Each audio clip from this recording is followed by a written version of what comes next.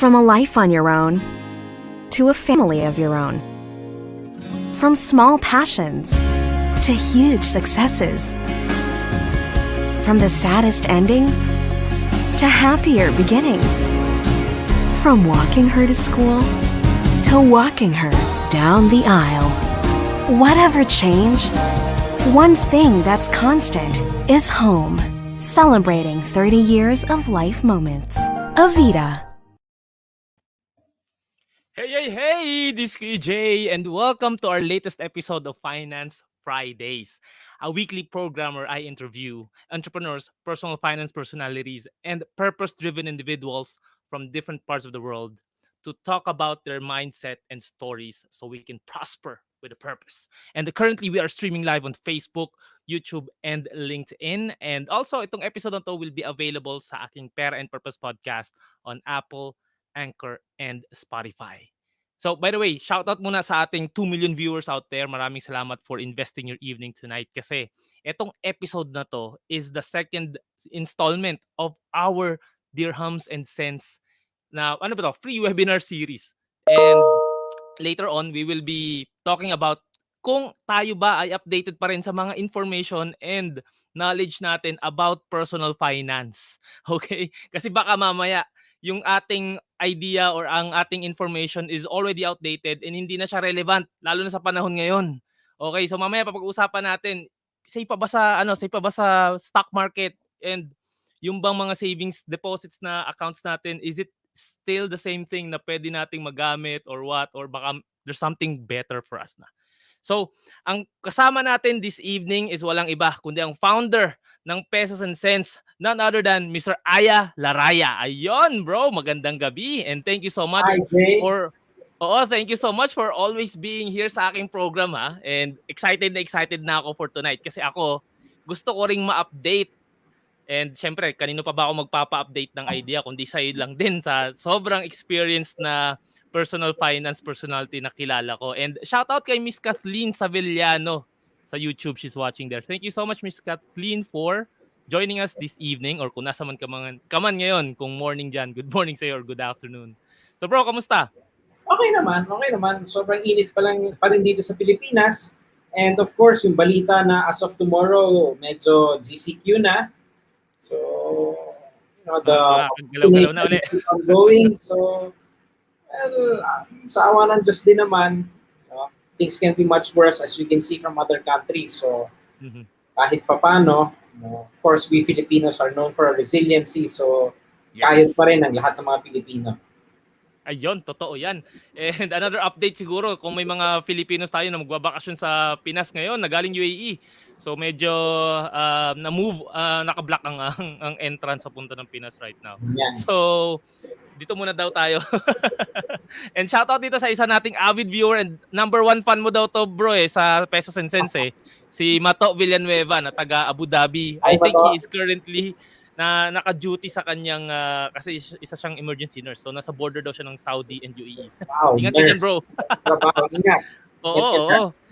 Oo, tsaka ano yan, investor and also an entrepreneur. Ang dami rin niyang ginagawa sa kanyang free time and hindi lang siya. Lagi yang updated sa mga kaganapan sa personal finance. So bro, simulan na natin tong ating segment kasi gusto ko ring matuto from you, no? And naalala ko talaga tong hindi ko makalimutan yung mind-boggling na sinabi mo sa akin before na yung PSEI is not performing as what I always thought na 7% at least.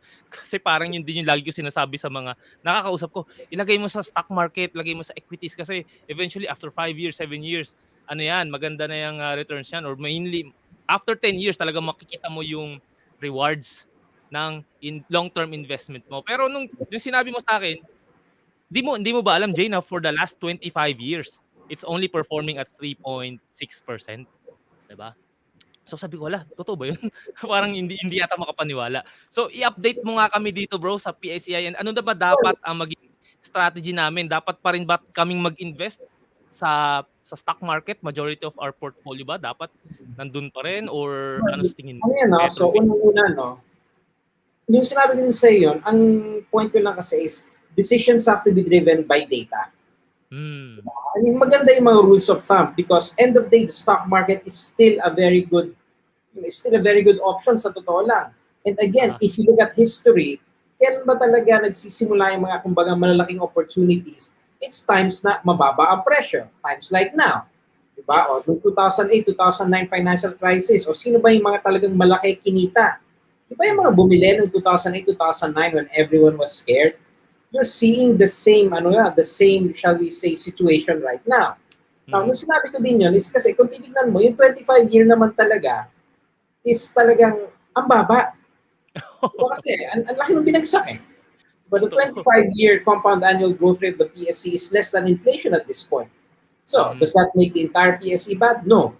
But it shows you the danger of just accepting a rule of thumb and thinking that it always applies. Diba? If you look at the 10-year return, maganda pa rin yun, 7-8%. Okay pa din yung mga ganon. But yun nga, hindi mo pwedeng sabihin, basta long-term stock market, kakalimutan ko na lang yan, tapos hintayin ko na lang. Delikado mag-isip ng ganon. Kaya yun nga yung sinasabi, dapat updated ka. If you look at the PSE talaga, 5 years okay, 7 years okay, 8 years. Pero pag humahaba, parang pumapangit, which sort of goes against what many people think about the stock market na pang long-term yan. Lalo, let's say you're 20 years old, you start, so pag 45 ka na, di ba yung mga sinasabi nating FIRE o I invest 25 years, so 45 ako noon, magre-retire na ako. Yeah, that's a good strategy, but unless you keep yourself consistently updated, after 25 years, your money just made less than 4% a year. So, ano na pala mo dun sa 25 years na yon? Now, again, still better than not doing anything, ha? Still better than not doing anything. But dapat updated niya. It should be data-driven. It should be based on what the data is telling you. Kaya nga, it's still better than the banks. Well, yeah. Well, again, depende yan kung ano yung yun nga yung mga sinasabi natin eh. O sinasabi mo better than the banks, may mga bako nagbibigay 4% guaranteed eh. Ayun, diba? Yes. There are digital banks. May mga ganun na doon sa akin. And if you go online pa, you have access to online deposit products, maybe you can even get better rates. So again, a lot of these things that we used to say, yun pa, better than a bank. Really? I can get 4% in a bank. Can you tell? And it's guaranteed, PDIC pa and everything or whatever. So, yan ba guaranteed? Hindi. So what has it done over 5 years? Ganito lang. So how can you tell me it's better? So that again is another example nga of it's better under certain circumstances. You can no longer say blanket, it's better.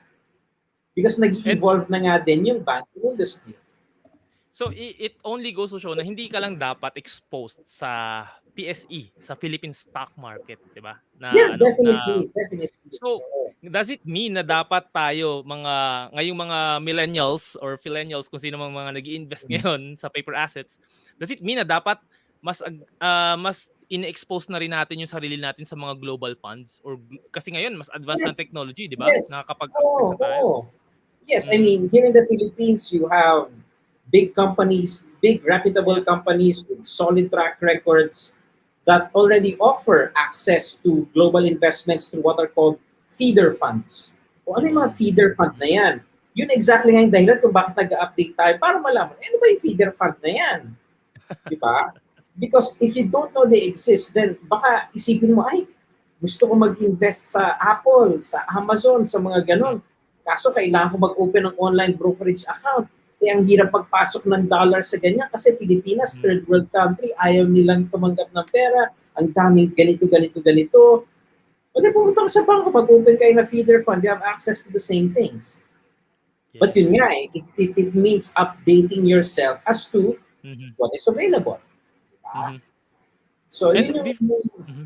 Sige bro, continue, sorry. So, yun nga yung kailangan eh. Yung mga things na dati, sasabihin mo, gusto kong mag-invest sa ganon. There was a way to do it before. It was hard. It was tedious. There are easier ways to do it now. But if you don't regularly ask questions na ano ba meron, ano ba bago, then mapag-iwanan ka talaga. And I think before, nung una ko narinig yung feeder funds, chinek ko yung mga parang qualifications or requirements. Medyo mataas no? Parang I think you have to have $500. or $1,000 or Oo. sometimes $10,000. Oo. Pero ngayon, Mm. 'di ba hindi na there are Hindi na, easier way. bumaba na. Oo, Oo, bumaba na eh. Kaya nga, again, bumaba yun na pa siya. yung isa eh, yung mga sinasabing updated. Again, stock market, balik lang tayo doon. Aha. Nung nagsimula ako sa stock market, working for an online broker, 25,000 yung minimum nila. Okay, So oo. 25,000. So, mataas pa rin yan. Biglang naging 5,000. Bumaba na. So again, Bumaba na. isipin mo, bumaba na. Tapos ngayon, there is now a cellphone provider here. 50 pesos, pwede ka na magsimula. Grabe, 'di So, ba? again, 50 pesos, ano pa hinihintay mo, di ba? Granted, Wala na. it might not be sabihin natin the highest earning product because of course, what can you get really for 50 pesos?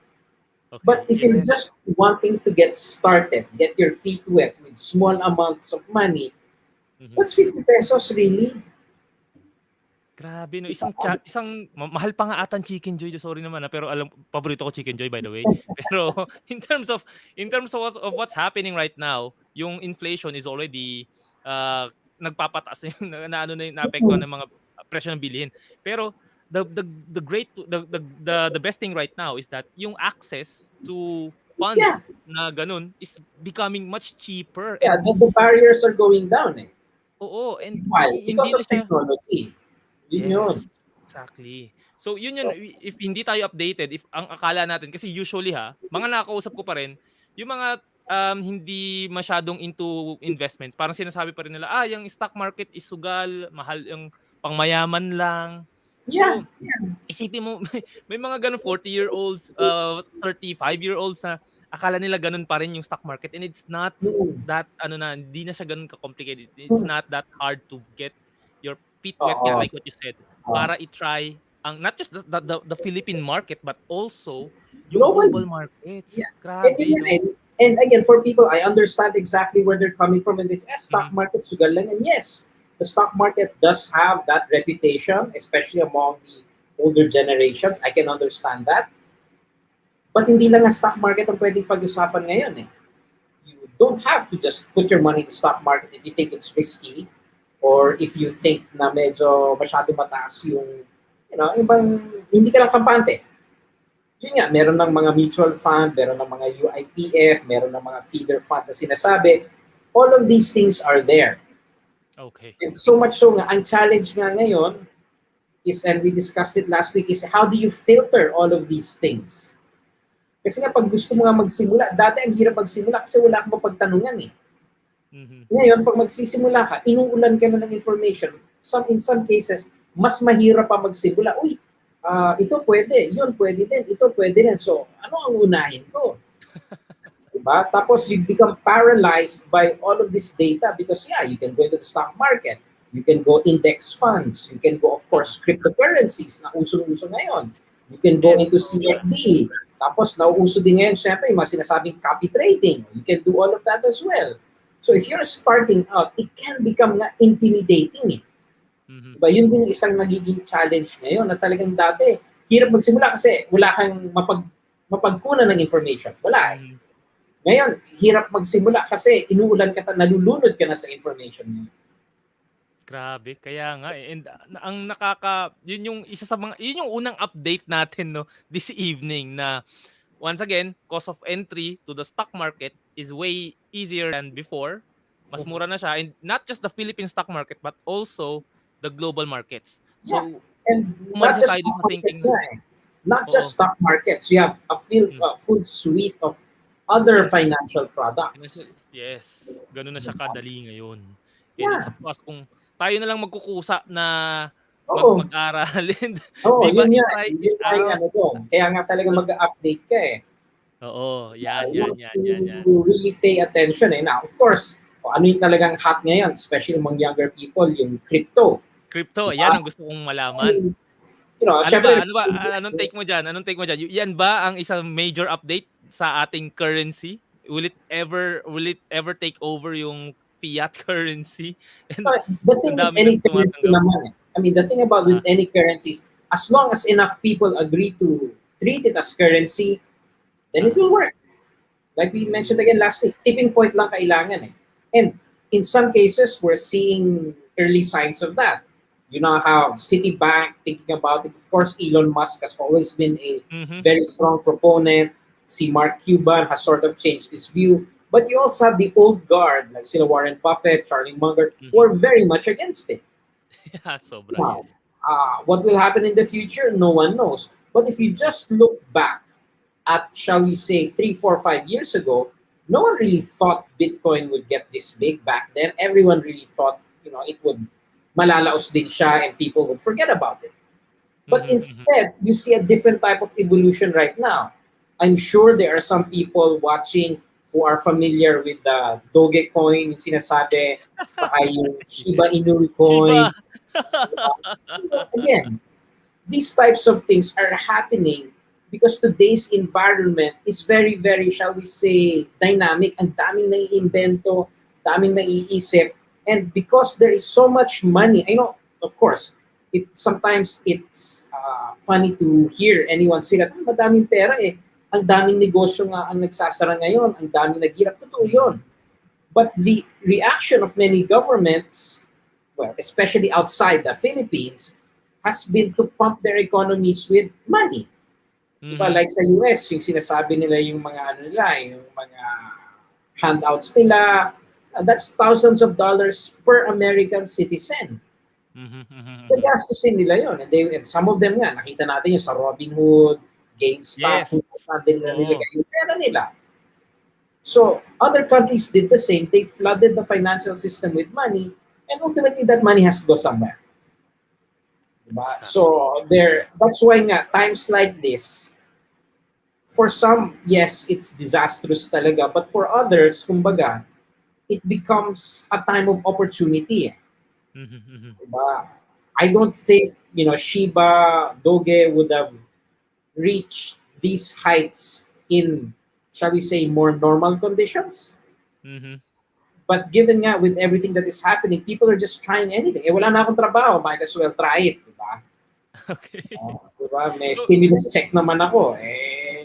Subukan na rin natin kasi, and with social media, it begins to feed that mass nga. Uy, si ganito, $100 lang, turn this $100, became a millionaire. Ako din. Di ba? So, and di ba? Oo, may ganyan. And you know what, ano to personal experience, 2 evenings ago, yung lumabas kami ng pinsan ko tsaka yung American niya na boyfriend and talagang Mm. he's into cryptocurrency. Sabi niya, yung Shiba niya daw, from 7,000, it has turned into 90,000. Sabi ko pa, ha? Paano nangyari yun? And he made money, I think, 2 weeks lang na nag-invest siya dun sa Shiba. Sabi niya, this is the next big thing, ganyan, ganyan, ganyan. Pero ako kasi talagang very, very, ano ba sabi mo, very, hindi naman nega, but hindi ako, pero conservative pa rin ako in terms of that. Yeah, Kasi iba yung again, risk tolerance ko eh. It's yeah, again, very to each his volatile own. na. Yeah, to each his own Yes. lang naman eh. Now, if you like cryptocurrencies, it's your money, your risk, and Uh, as long as you understand the risk, go ahead. Diba? Nothing ventured, nothing ayan, gained. medyo ako ba nawala or si Aya. So wait lang. I-restart ko lang. Baka ako yata nawala this time. So just to continue while we wait for Jay to come back, it's really nothing ventured, nothing gained. For people going into crypto, as long as you understand the risk, your money, you're willing to accept the risk, go ahead. Ayun. Diba? Oo. Yun nga And yung because you accept the risk, kayong kikita ng malaki. Good on you. Diba? Now, risk for and the returns others talaga. naman, diba? Now, the others naman, eh, let them. I mean, let them risk their capital. Diba? Mhm. Now, if you want to be ano about it, kumbaga, wag na lang tayong basagan ng trip, kumbaga. Yes. Diba? They So want to. ikaw, eh, so ikaw, you put money in crypto right now. I've tried it to understand how it works. Mm. And Because, if ever, yeah. diba? Now, Ilang this percent one, ang mare-recommend mo if no, I ever? don't want to do that. I don't want to do that. Okay. Iba But yung approach mo. because to me, it's really more that if I'm going to talk about it, I have to get an understanding of how it works. How do you Mm. put money into it? How does the process actually work? And you Mhm. can't really do that unless you try it yourself. Yes. Oo nga. Diba? Experience Because mo, no? otherwise, you're really just talking out of theory. Mhm. That's And why I don't. sabi nga nito ni, yeah. Yeah, para mag-isasabay ko stock market. Ay, nag-stock market ka na ba for you to say it's good or bad or whatever? Ay, hindi pa. So, you know, Wala kang ambag, parang ganun ako, nabasa mo lang or what? Ito, oo, sabi di ni ba? Yani, it's cautious daw, cautious yung ano niya, yung Yeah, approach niya. you just have to be cautious about it. Now, ito lang ang ano, pag cautious ka, huwag kang mainggit. Yes. Yun lang ang ano Wala din kang yun, di ba? FOMO. Di ba? Huwag kang mainggit. Di ba? Kung may kumita ng malaki, congratulate the person. Feel good for the person. Don't feel bad for yourself. Na Yo. dapat ginawa ko yun. Wala tayong mangyayari sa ganyan. Loss aversion. You know, loss aversion, all of these things. But, you know, if they risk their money, let them risk their money. If they Oo nga. lose money, huwag mo naman sabihin, buti nga, di ba? Huwag naman tayong gano'n, di ba? But crypto, So, I think, you know, in the near future is here to stay since it's reached a certain mass. Now, whether it will really replace fiat currency, that will be a much, much longer issue because, syempre, may vested interest to people keeping fiat currency there. They're not just going to go away and allow their influence to be wiped out overnight. I mean, highly yes. unlikely. So I doubt they will replace, you know, fiat in my generation. Maybe your Oo. generation or succeeding ones, baka pwede na. But my Oo. generation, maybe not. Because I don't think there will be enough yet. We're still trying to figure it out how it works. And pag ganito ang situation, talagang maraming kikita, maraming malulugi. Kaya Oo. ikaw, your best, shall we say, weapon really is information.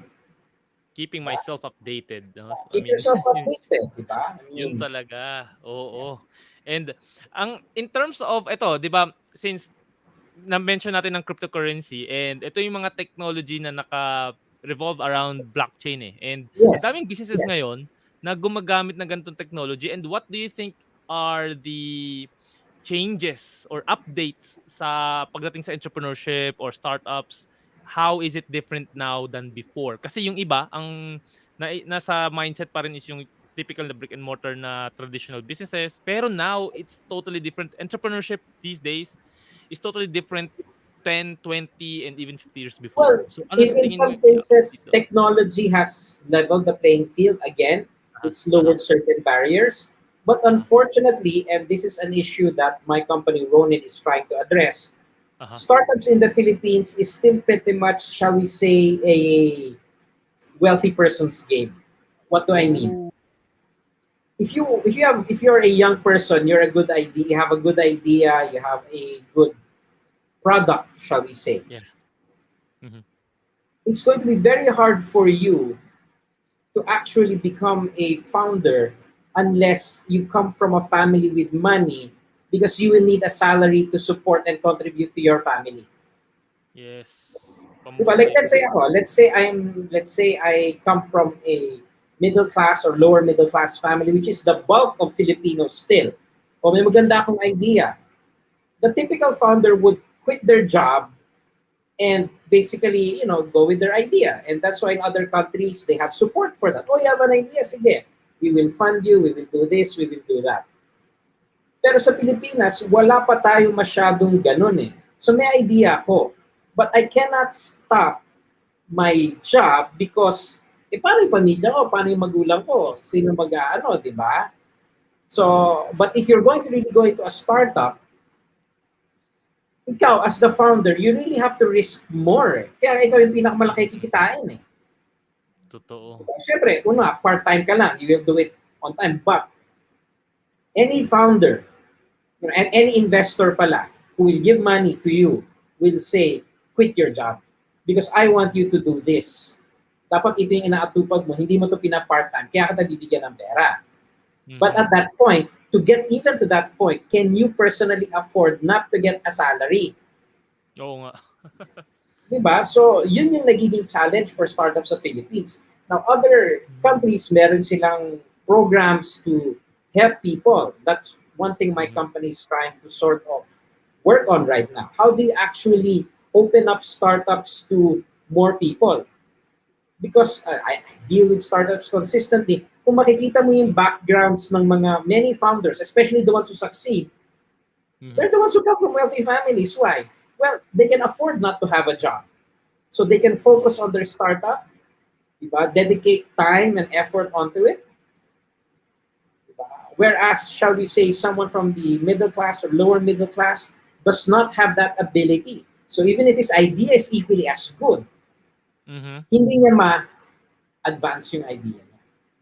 Okay, kasi nga lack of funds and o nga no, parang pero pero 'di ba usually sabi naman if you want to have a business more you should focus more on your idea than having a capital. Pero like what you said, we have to be very practical lalo na ngayon sa panahon na may pandemic, right? We still have to eat and survive. Pero what's good with what you're doing is you're helping those people na may maganda idea pero probably they lack the capital and the guidance. Yeah. And I But think yun nga yung talagang isa din kailangan magbago. Well, kailangan i-update that there are now more and more opportunities for that. yes.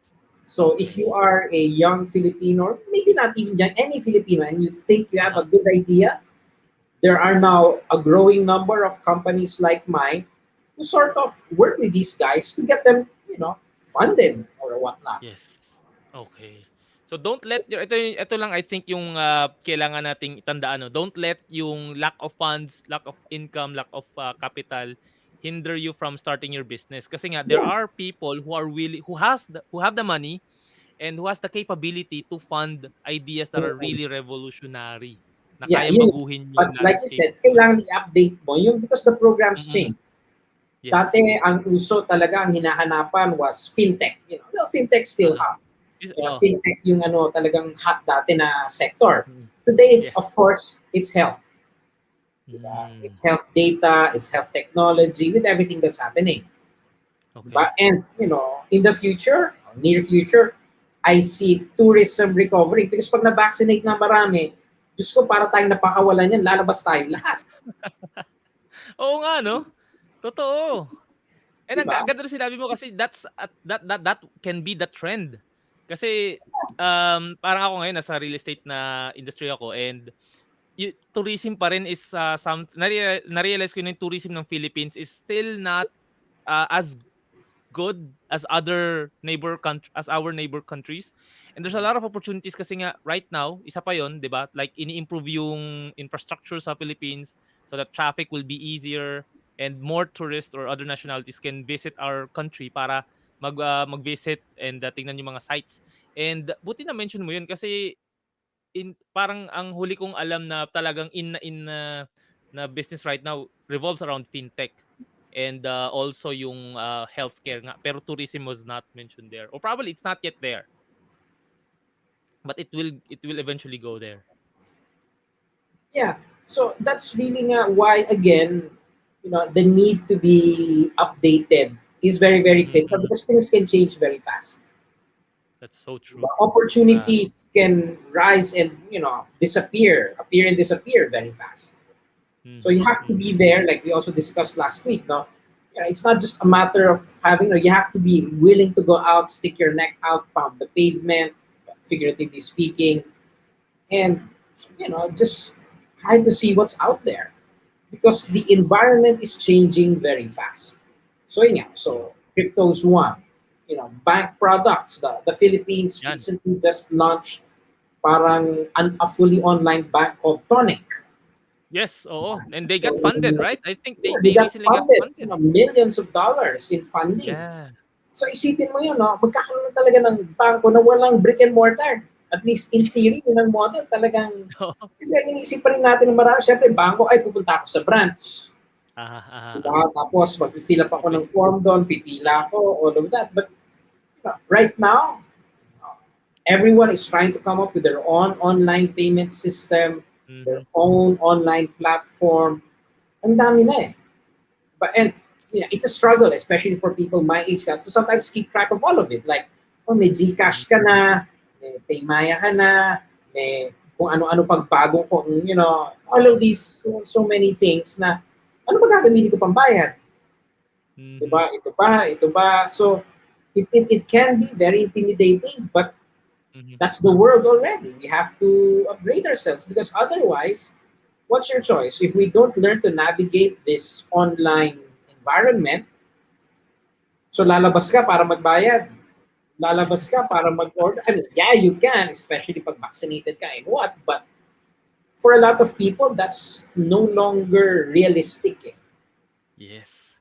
Parang Diba? kapalit na ng paglabas mo yung buhay mo eh, no? Parang Yeah. gano'n na ngayon eh, 'di ba? So you really have to be updated. And by the way, itong nagta-transition na yung usapan natin from entrepreneurship, startup, fintechs to mga online banks. And you've mentioned itong recently funded na Tonic na talagang no need for you to go out, no need for you to fill out yung mga physical na forms and just do everything online. And the good thing with these banks right now are offering high interest rate, 'di ba? And Higher, yes. higher Yes. than the usual, like 4% yung huli kong tingin eh sa ibang mga digital banks. And it's very convenient, and you can park your money there, like your emergency funds. Kasi parang the other day there was one person who asked me, saan daw ba maganda ilagay emergency fund? So edi dun sa something liquid and mataas yung interest rates. And definitely, digital banks ngayon ang nagbibigay ng mataas na interest rates. Mhm. So ito, I was talking about emergency funds. And can you update me, bro, dun sa rule of thumb ng emergency fund? Is it still 3 to 6 months? And sabi, since it's pandemic, gawin mo 12 months. So, ano ba talaga na ngayon No, ang rule or the ano dyan? discussion of emergency funds nga, the 3 to 6 month rule, it's a good place to start. If you just want, Mm, want to have a conversation, then the 3 to 6 month rule is a good place to start. But the thing is, it should not end there. mm. Unang-una, saan ba natin napulot yung 3 to 6 months na yan? Kay Popoy and Bash, 3-month rule. Diba? Saan galing yun? Diba? Where did we get the 3 to 6 months? Is there actually data in the Philippine environment that supports that 3 to 6 month thing? Mhm. Diba? Because if you look at the term nga, again, this is where updating. It's an emergency fund. Yeah. Now, in the past naman kasi, emergency fund talaga because there were not a lot of alternative solutions to cold hard cash for emergencies. Mhm. Diba? But again, the world has evolved. So if you're talking medical emergencies, hindi ba mas okay health coverage na lang, health card na lang kaysa ano?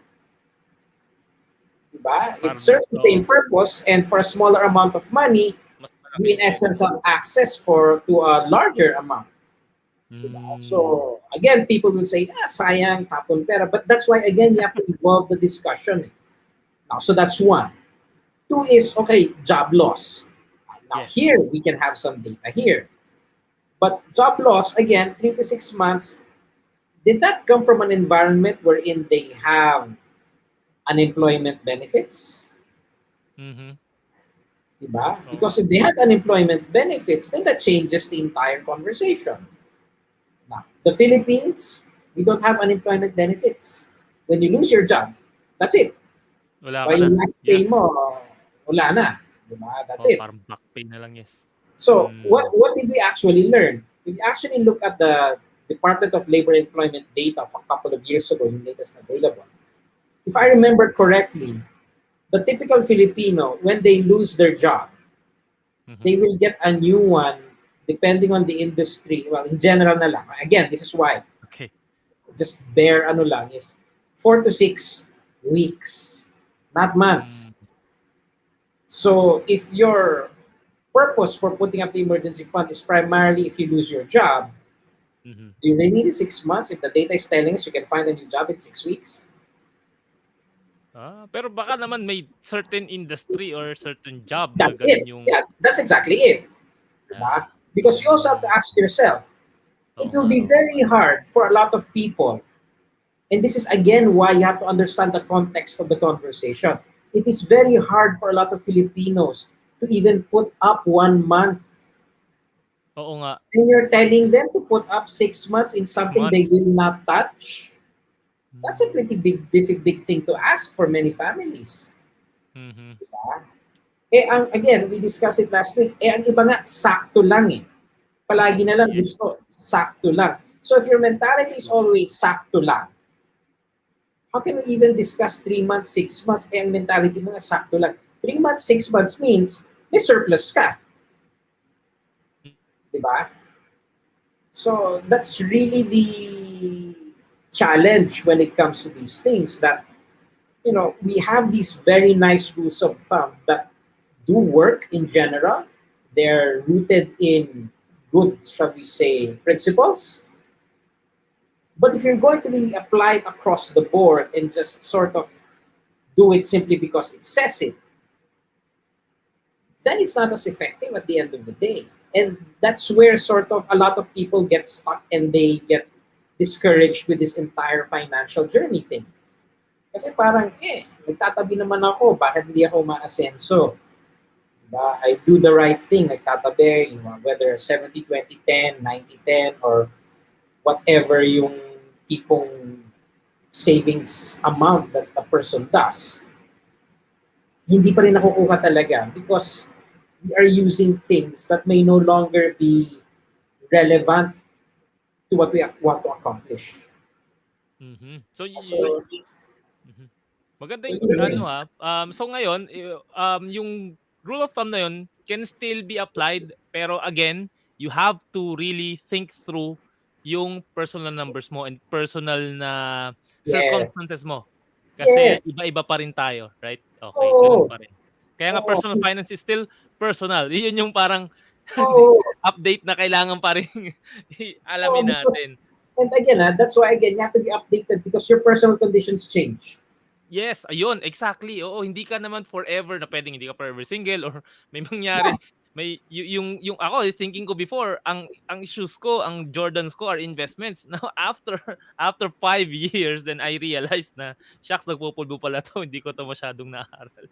And hindi ko na siya mabenta ng gusto kong mangyari. So, Yeah. So, yeah, you really but have to yeah, update. your life changes, evolves, so your goals have to be updated as well. Yes. Your goals when you're single are very different compared to your goals when you're married.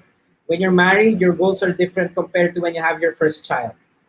But then Mhm. they will change again. And that's where updating also, because I mean, not only in the Philippines, but like I mentioned, I've studied human behavior. Hindi talaga nag-update ang karamihan eh. We don't update our, shall we say, default settings for our savings. Oh, 5% is 5%. Okay, it's better than nothing, yes.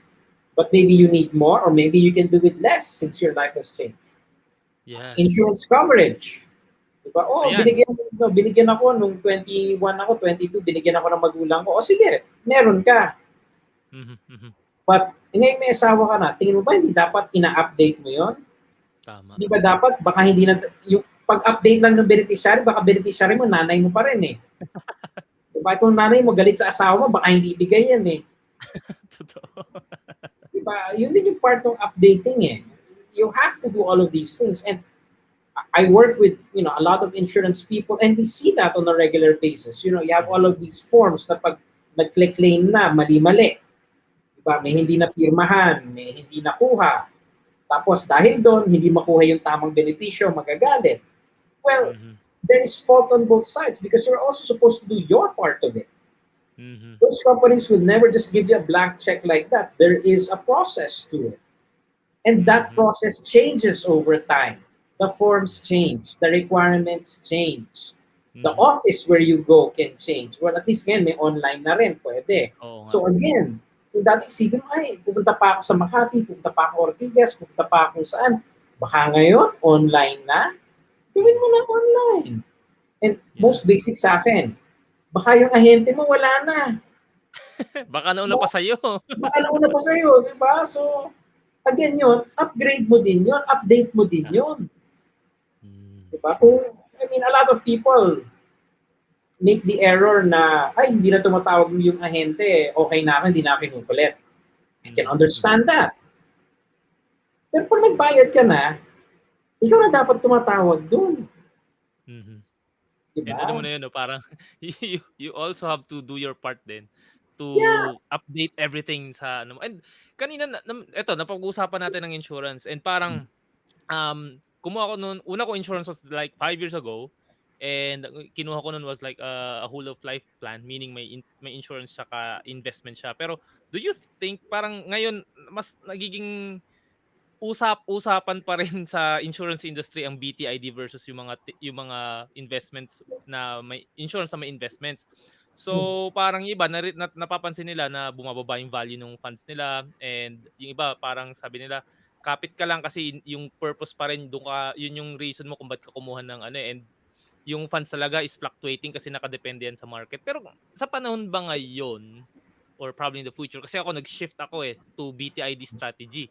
Would you think na relevant pa rin yung mga ganong strategy in terms of insurance and or ano ang mas sa tingin mo na mas ideal for many Filipinos? Would they go for Well, the here's the usual thing, binibenta na VUL or what?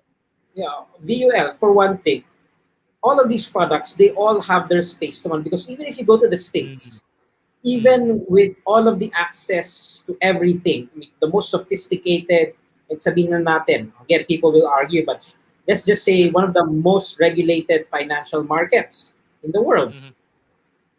VUL still account for over, I believe, over $11 billion in sales on an annual basis. Wow. So if even in that environment there is still a space for it, Mhm. I don't think we can really say, oh, it's bad for everybody. Again, like any product, will it have weaknesses? Yes. Will Mhm. there be people who will really, really hate it? Yes. You Mhm. know, same thing with crypto now. There are people who curse when you say crypto. Diba? And there are people who will worship crypto. Diba? Stock market, same thing. You know, families have been, changed for good or for ill by stock market. So with VUL, to me, it's really a useless, the BTID and VUL argument to me is a waste of time for a lot of people, because at the Mm. end of the day, the answer is just this. Depende sa'yo yan. A Okay. VUL, it will force you to pay. Because if Mhm. you don't, masakit. Oo nga. Diba? Masakit eh. BTID, the advantage is mura, maliit lang. Mhm. Diba? BTID, mura, maliit lang, and I can automate the investing, right? Diba? I will Yes. just do the investing and I can invest small amounts. Hindi naman kailangan 100,000 agad ang lalabas ko. Mhm. But again, this is where human behavior comes in. Right now, well, hindi naman right now, as of 2018, Mhm. the last available data I could see, there are only 450,000 people in mutual funds. That's all the Mm. Philippines already in all the companies. So to me, yeah, BTID makes sense intellectually, but this is where human behavior comes in. O BTID ka nga, hindi ka naman nag-i-invest. Wala Kasi din. yung investment, voluntary. I cannot force you to invest in a mutual fund. Aha. And Aha. because Aha. I cannot force you to invest in that, only 450,000 Filipinos actually took that option as of Mm. 2018. VUL, for all of its problems, yes, and I understand these problems. There are as of 2018, over 2 million people, Mhm. diba, have one, whether dahil pinilit, whatever. But again, just look at the data. Kasi Once you allow people to take their own 450,000 na nga nagpusa. Kaya na BTID, again, it's a very effective strategy. yes. Diba? I understand that. But pag hinayaan mo naman Pilipino mag-BTID, 450,000 lang ang nag-invest eh. Diba? Wala pa rin talaga sa atin yung I think ito yung napapansin ko, no, parang yung mga Pinoy pagdating sa pera parang gusto sigurista, no, na pag may pinasok ako gusto ko sure ko na yung may makukuha din ako, Well, may labas din ako. to an extent, yes. But this is what's funny. Kung totoo yun, bakit na lang taon-taon, billion-billion, not millions, billion-billion ang Yun. nai-scam kung totoo yun? Diba? So again, again that's something that a lot of people say, that Filipinos Yeah. are conservative, ayaw natin maglabas ng pera, all of that. Yeah, but if that were true, how come every year billions get scammed using the same systems over and over again? Grabe, kaya That's nga. why that to me, titignan mo yung behavior ng tao eh. And pag Oo nga. titignan mo, usually man nai-scam sa ganon, pag tinanong mo, bakit ka sumali? Pare, bakit ka sumali dyan? Yung kapitbahay ko sumali eh. Ako din. Herd mentality ba yan? Yeah, I mean, it's not a financial question. It's really Hindi. more behavioral question. Yeah. Gagayahan na, no? Kasi yun yung Yeah. nakita And nila. I'm sure, di ba? I'm sure you've seen it eh. Oh, sa mga OFWs minsan. O anong usong investment? O lahat tayo, dito tayo. Bakit? Eh si ganito pumasok. Naiintindihan mo ba yan talaga? Hindi. Eh bakit ka Hindi. papasok? Eh si ganito pumasok, si ganon pumasok, si ano kumita. O ako din kikita. Di ba? Ganun ang nangyayari na. And sabi nga ni Terence he's watching from Qatar. Sigurista sir pero marami ang na-scam. Hahaha. Oo nga. Sigurista pero nako po, ewan ko marami rin talaga tayong mga OFs or Overseas Filipinos na um, hindi alam yung pinapasukan. Ang gusto lang lagi is yung kitaan. And doon tayo Oo. nasusunog. Yan, 'di ba? Ito Oo. sabi ni Matthew who's in the Philippines right now. Shout out mga bossing ng finance. Shout out sa iyo bro and congrats sa interview mo with Miss Salve. Ayan. Sana dalhin mo si Mr. Aya dyan sa program mo soon ha, sa Life Matters. Ayan. So, yun yung nakakatuwa na nakakainis na nakakaewan. Sino ba 'to nakausap ko na is I think Canadian na author, sabi niya, sometimes you have to be burned so that you can learn. That's true. That's true. I mean, that's where the entire concept of failing forward came from, di ba? Yeah, I Mas see. matututo ka minsan. I mean, you see it all over eh. Pag nasunugan ka, that's when you take. And again, in life insurance especially, who are the biggest proponents really? The people who experienced it. That's why to my end then, I experimented nga with crypto to find out how does it work. Diba? How do people go through it? What process do they undergo? Diba? So you can better get insight as to why someone would actually do it. Oo nga. Because if you have to understand where they're coming from, then you can have a better conversation. Then, I don't have to automatically discount a person. Nagkri-crypto yan, walang alam yan. No. Diba? I mean, sometimes we have that eh, diba? Ganito, ganon, all of these things. So, you just really have to keep an open mind and take a look at, what's happening. The good news is, there's so much information. It's so accessible. Kaya nga, ito sabi ni Jamaila, my OFW relatives money and career principle is don't miss the next train. Be aggressive. Ayun, ilang beses nang naloloko, di pa rin nadala. Ito lang, before we come to a close bro, no, anong update yung dapat ibigay sa mga tao na paulit-ulit nang nai-scam? Kasi, ibig sabihin, if you've been doing the same thing over and over again, then you haven't learned the lesson yet.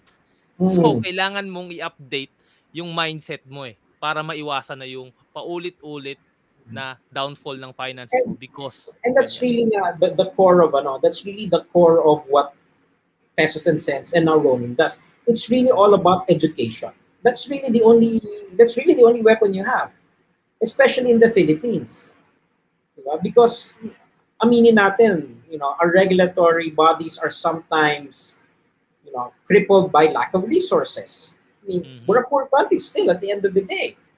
So we really have to do more to protect ourselves than, shall we say, someone from the US or the Western nations. And walang shortcut talaga. Mag-aral ka. Yeah, Pero mo yan eh. Diba? One of the most dangerous things you can always say when it comes to your personal money is, bahala ka na dyan, kalimutan ko na muna yan. Don't do that. Diba? Because pag kinalimutan mo yung pera mo, baka ikaw, makalimutan ka rin ng pera mo. Then where does that leave you? Diba? So, it's really that. And that's why nga, I'm working with you here and to the OFWs there, to those who don't know yet, we're actually, I'm piloting a course. Yes, ito siya. Jay and I are piloting a course that you can go to the Ronin Dojo. And what we're doing there is we want to give people a place to get started. Now, what makes the course different? Number one kasi, when I teach, quite often, especially years ago, I actually went to Dubai. I had a very nice session, people liked it. Pero pag pupunta, syempre namamadali yung process eh. And it's hard for a person, minsan na-overload tayo ng information. So, the course is really structured in a way na dapat, hindi yan pwede i-binge watch. Yes. Na tatapusin mo, the material will be released over 3 weeks. Meron ka dapat ginagawa in between. May homework, in Hindi in other pwedeng words, may homework yan. panoorin ko na lang.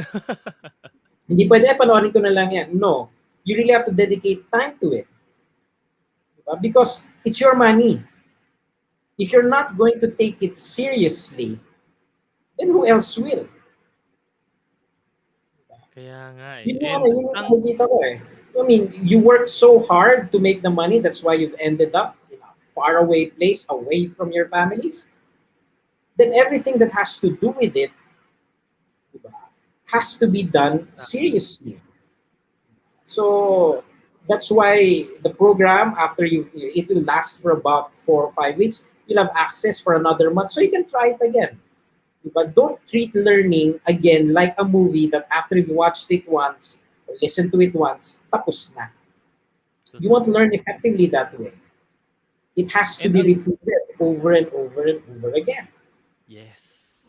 And ang ginawa ko ngayon, pinost ko sa comment section yung link on how you can register. Kasi right now, we are still on the early bird na rate. Diba? Wait lang, i-share ko yung ating poster for this. Kasi ginawa natin to, nasaan na yun? Was here a while ago eh. Pero wait lang, nilagay ko dyan yung link. And then, you can just go and check it out. Wait lang, hindi ko makita yung poster. So, mamaya ko na lang ilalagay. Teka, double check ko. Oo nga, hindi siya lang ga-appear. Dati pwede ko i-share yung app, pero it's weird, hindi ko siya mailagay right now. So, I think ito na lang, itong Ronin Dojo. Ayan. No, it's the Ronin Dojo. Yon, It should be ito. the Ronin Dojo. Yeah. Ayan. So, ito yung regular rate niya is 40. Pero currently, since nandito kayo, nanonood kayo, and I'm sure marami kayong magiging updates in terms of yung understanding nyo sa personal finance. And hindi lang update na makukuha ninyo, but also mga fresh information na galing lang kay Mr. Peso and Cents, Laraya. So you can visit yung website or you can register through the link na nilagay ko dyan sa comment section. Para better through the link para diretso. And to clarify, the way it will run is on the 22nd, we will have a live webinar which will be recorded. Then it will be placed into the site so other people can watch it. But of course, people who attend the live webinar can ask questions. Then you will have basically 3 weeks of materials. After those 3 weeks, there will again be another webinar at the end to sort of wrap up everything that we learned and process whatever it was that we accomplished. Because there has to be an output at the end of this thing. Exactly. There has to be something na talagang either nabago or natutunan for it to have been worth your time. More than the money, it's the time. And this is, in a sense, something new that we're, again, trying to do. Because, Pesos and Cents is over 10 years old, to be honest. We have to update the stuff, update the stuff. So, this is the way we're doing it now. So, even Peso and Cents needs update. And of course. Natin yan. Isasama natin itong session natin, especially for overseas Filipinos. Kasi nga, ang dami pa rin sa panahon ngayon na nagre-retire or umuwi na talaga walang ipon. And nakakalungkot lang. Ang ano ko lang din, of course, people might be concerned is Ronin's value proposition, as it were, where we hang our hat on, is that industry and product agnostic kami.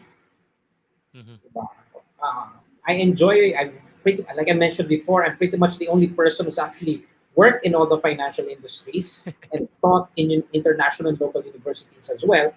So I sort of combine the academic and the practical into it. So, insurance, yes, there is a space for it. So is for real estate, for the stock market, for mutual funds, ETFs, starting your own business. All of them have their own strengths and weaknesses. None of them are perfect. And depending on who you talk to, they will tell you to start with this product and that product. All of them are actually correct in their own way. Yes. And that's part of what makes it confusing kasi lahat naman talaga tama eh. Some people will say, oh, syempre, health insurance. Okay, sige, tama. I get that argument. Then life insurance, I also get that. Others naman will say, dapat may bahay ka man lang. O sige, may bahay ka man lang, hindi yung nakaupa pa. Yes, that's also a very valid argument. And for certain people, that will make more sense. Then of course, small amounts of money, mag-stock market ka na lang or mag-crypto ka na lang. Diyos ko, maging milyonaryo ka kaagad. Diba? It's a personal decision. Yes, oo nga.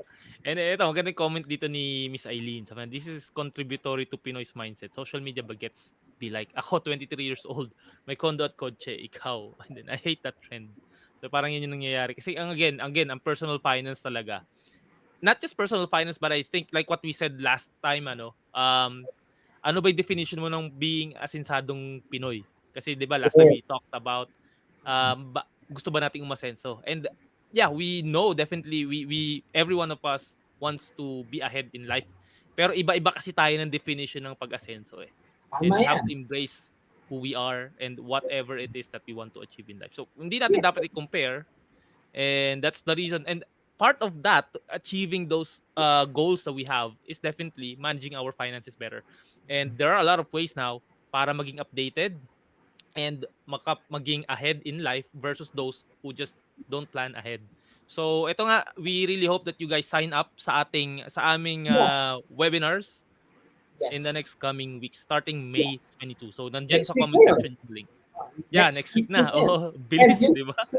speaking of next week nga pala, since next week ang ano natin is Ask Me Anything tayo, 'di ba? AMA tayo. Oo. So, if you ever have any questions you would like to ask regarding personal finance, investing, or whatever it is, padala nyo na kay G. Diba? Oo. Diba? I-ano Pag-usapan natin yan. yan. Diba? Pag-usapan natin lahat. Whether it's, investing in something, a certain product, a certain industry, or a process, diba? Ano na tayo, free for all tayo. Let's have a nice discussion. Diba? So again, any questions you've asked from, you may have had over the past 2 sessions, tanong na din natin. Ask Me Anything nga tayo next week. Yes, Okay? exactly. Ito. Yeah, sabi ni Kathleen, to each its own and to each has its own pace. Yes, we run Yes. our own race. Tama ka dyan, Yes, exactly. Kathleen. It's not a race actually, it's a marathon eh, di ba? Yun ang buhay Kanya-kanya pa talaga. din yan, di ba? Paano daw mangutang? Ito. Sige, Basta sasagutin ni wag sa Mr. Aya yan next week. Basta wag Manood sa ko ulit akin. next week. Basta wag So sa akin. guys, yun. That wraps our episode for tonight. And I hope marami ka natutunan and na-update kahit pa paano ang inyong knowledge about personal finance. And again, don't worry kasi you'll get more of Mr. Aya Laraya sa next week. Kasi next week, it's gonna be AAA, Ask Aya Anything. And then definitely sa May 22, start na ng ating webinar. So huwag ka magpapahuli kasi naka-early bird price rate pa tayo. And after May 22, ano na yon? Regular rate na siya. From 150 yung regular rate and currently it's only at 85 dirhams. Ayan, no. So guys, if you missed the entire live session this evening, don't worry kasi mapapakinggan mo to sa aking Pera and Purpose podcast sa Spotify, Anchor, and Apple Podcast. And don't forget to subscribe sa Purpose Driven Finance. And also, i-check mo rin yung ilang mga content ng Pesos and Cents. Although kailangan nating i-update yan, pero still, most of them are still very relevant. Diyan ako nagsimula, promise, and I learned so much from Mr. Aya Laraya because of that initiative. So guys, once again, ito ulit si Kuya Jay, kasama natin si Mr. Aya Laraya, telling you to prosper. Have a good weekend, everybody. Salamat, bro, sa uulitin. Always, See you next week. always fun speaking to you. Ingat ka dyan. Kita-kits. Bye-bye.